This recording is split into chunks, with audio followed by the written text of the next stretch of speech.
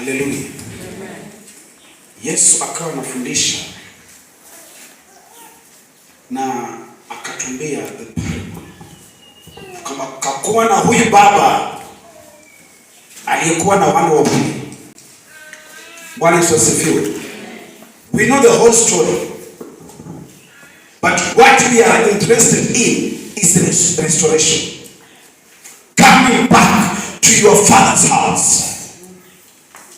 Coming back to your original home. Coming back to your home. Kurejea nyumbani. Bwana Yesu asifiwe. Kijana akawa ameondoka. Kuna sababu nyingi zinazofanya watu wakatoka nyumbani. Kuna sababu nyingi zinazofanya watu wakatoka kanisani. Lakini mtu anafikiria akitoka anaenda mahali pazuri, pasipo kujua kwamba anaacha mazuri.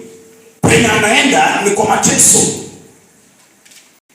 The young man we are being told he squandered everything he had. Alitumia kila kitu ambacho alikuwa nacho ikaisha. Bwana Yesu asifiwe. Anytime you leave the church, wakati wowote unaacha kanisa, watu wengine wanasema ati niliacha kanisa si Mungu. Pole kabisa. Bwana Yesu asifiwe. Umeenda wapi? Unafaa ukae nyumbani mwa baba. Bwana Yesu asifiwe. Kwa hivyo wakati wote unatoka nyumbani mwa baba, unatoka uweponi mwa Mungu, the grace on you inapotea. Bwana Yesu asifiwe. Kila ambacho ulikuwa umeshikilia kinatoka. Na kuna sababu nyingi zinazofanya mtu akarudi nyuma. Na kitu cha maana, kitu ambacho kinasumbua watu wengi sana ni mwizi tu. Kwa sababu kasi yake anataka hakikishe kwamba mambo yanaharibika. Hataki mambo yawe sawa. Wakati mambo yameenda astray, hiyo ndo raha yake. But we have come with a message of restoration. The young man said ya kwamba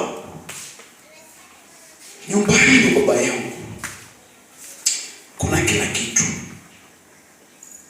kuna vyakula, mali iko, hadi kuna wajakazi wako kule wanakula vyakula na kusasa, zinabaki wanatupa, na mimi niko hapa nateseka, na mimi niko hapa shetani amenifunga.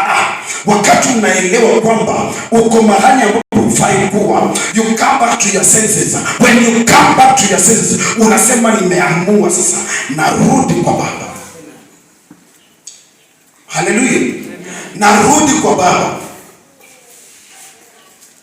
Narudi mahali ambapo nafaa niwe.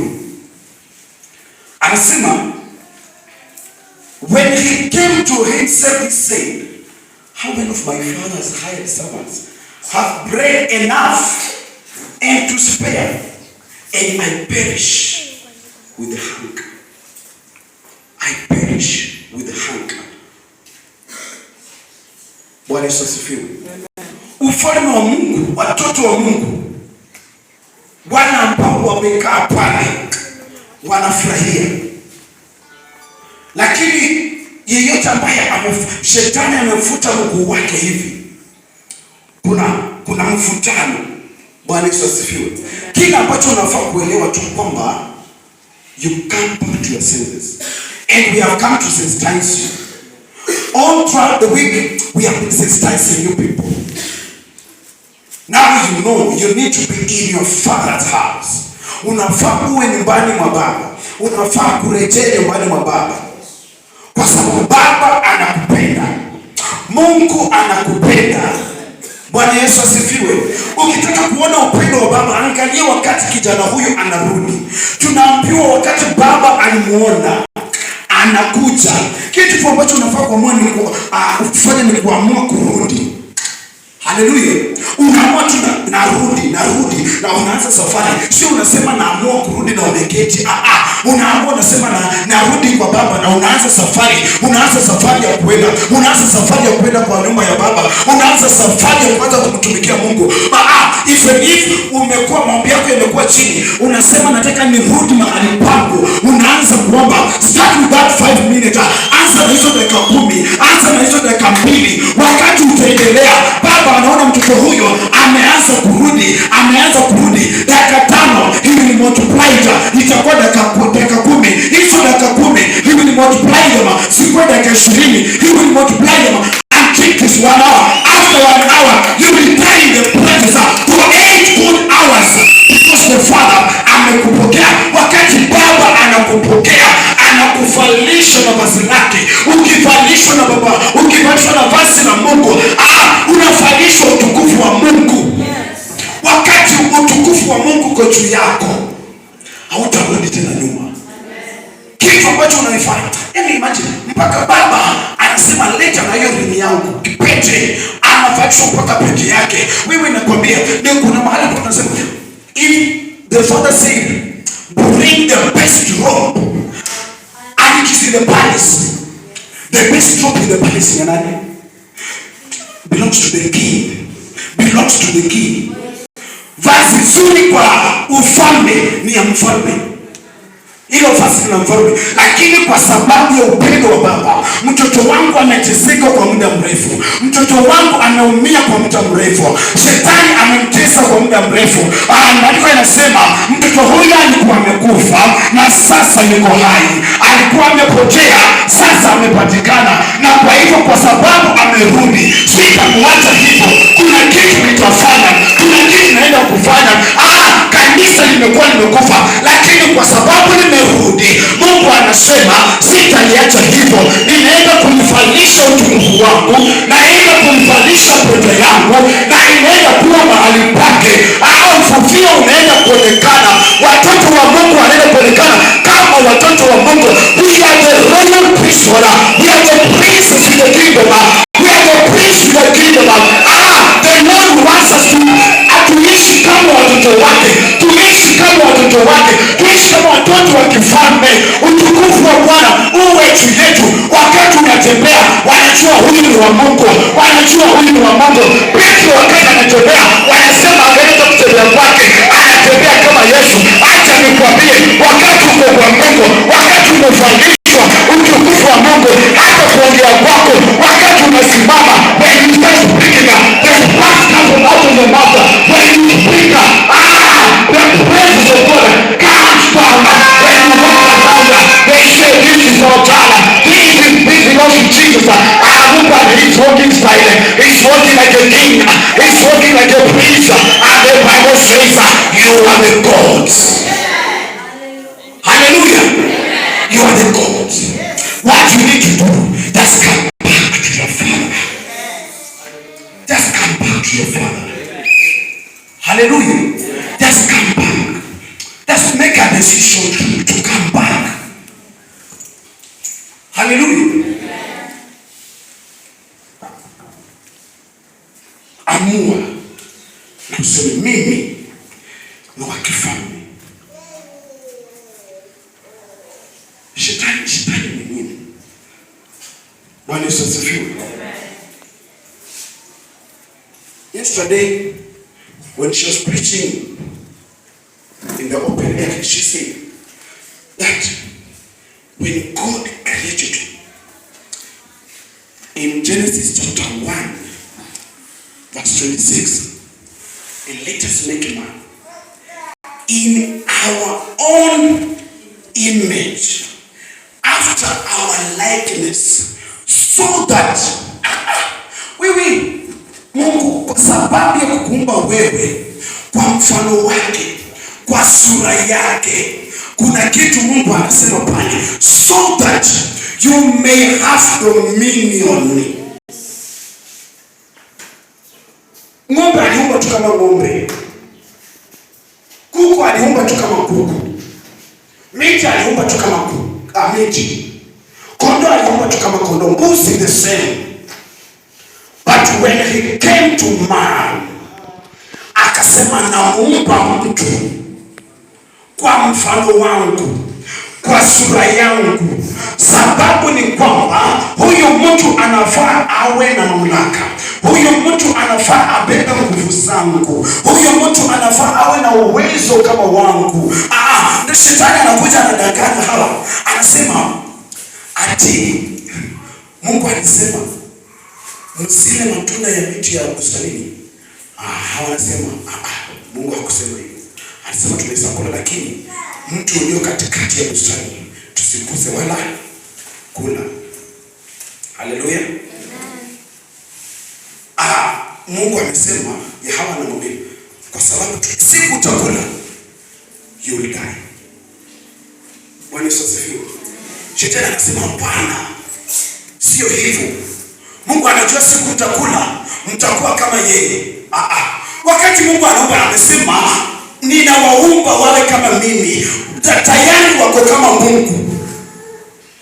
Bwana Yesu asifiwe. Lakini kwa sababu shetani Satan wants to manipulate them, anakutoa katika uwepo wa Mungu. Yani kitu ambacho tunaelewa ni Hosea 4:6, kukosa maarifa. Bwana asifiwe. Unakosa maarifa mpaka yani mtu anakuambia you can leave the church. Kwani lazima uende church? Lazima uombe?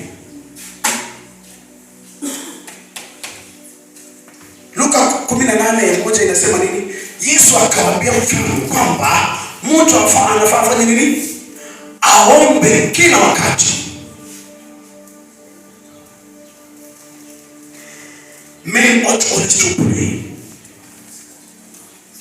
and not to faint.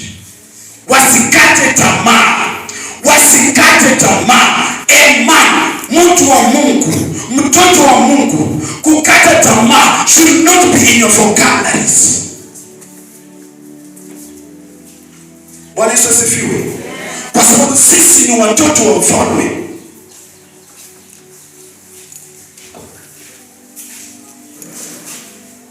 Bwana Yesu asifiwe. But no problem. Hata kama tulikuwa tumerudi nyuma, shetani ametuiba. Ameiba mawazo yetu. Haleluya. Ameiba mawazo yetu.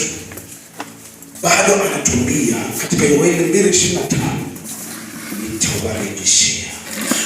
nitawarejeshea chochote kilichoibiwa, chochote kilichoharibika. I will restore it. Bwana Yesu asifiwe. The good thing the Father will, when you come back to him, Maandiko yanasema wakati mtu mmoja ama nafsi moja inaokoka, nini inafanyika mbinguni? Sherehe. This is what happened when the prodigal son came back to his father's house. A feast was prepared. Sherehe iliandaliwa. Wanasema wakaangalia kondoo aliyenona kuliko wote. Kondoo aliyenona kuliko wote. Huyu kondoo ni nani? Kwa maana jinsi Mungu aliupenda ulimwengu hata akamtoa mwanawe wa pekee, ili kila amwaminie asipotee bali awe na uzima wa milele. Ndio yeye Mungu akasema, kwa sababu watoto wangu wanarudi, nitamtoa kondoo wangu, nitamtoa mwana wangu wa kipekee akafa msalabani. That's the fact. Huyo ndio kondoo aliyenona ambaye Bwana anaongelea hapa.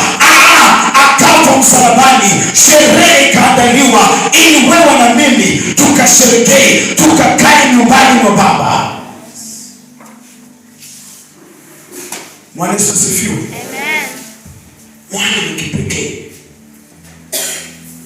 Yesu Kristo ambaye hakujua dhambi akafanyika kuwa dhambi ili wewe na mimi tufanyike wenye haki.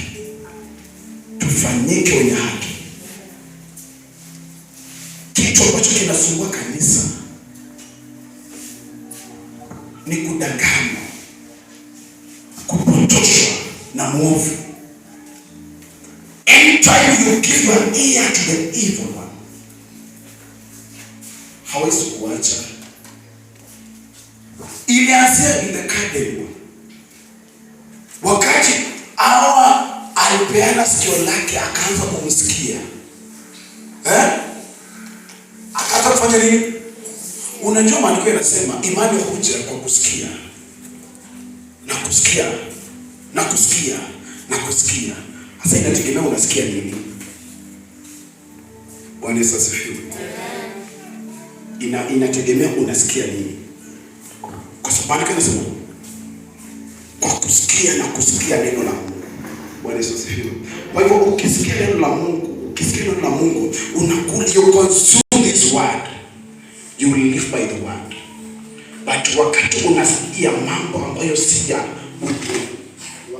kiroho, mambo ambayo si ya kiungu, you are consuming the things of this world. You just live by them. Bwana Yesu asifiwe. Utaishi kwa hizo vitu. Utaishi kwa hayo mambo. Bwana Yesu asifiwe. Lakini kuna kitu ambacho Mungu anatuahidi. Amesikia kilio cha watu wake. Amefanya nini? Amesikia kilio cha watu wake. Me, I know, even in this church, kuna watu wanakotwa Mungu, yani Mungu. Your cry has been heard. Bwana Yesu asifiwe. Isaiah, awatimu mahali imekuwa Isaiah 62.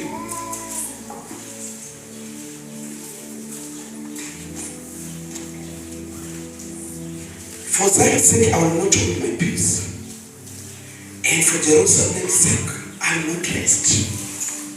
Kuna watu hawajakuwa wametulia hapa. Kuna watu wamekuwa wanasumbuka kwa sababu ya hali ya kanisa. Bwana Yesu asifiwe. Kitu ambacho unafaa ujue, wokovu wa kanisa hili umerudishwa. Bwana Yesu asifiwe. The salvation of this church has been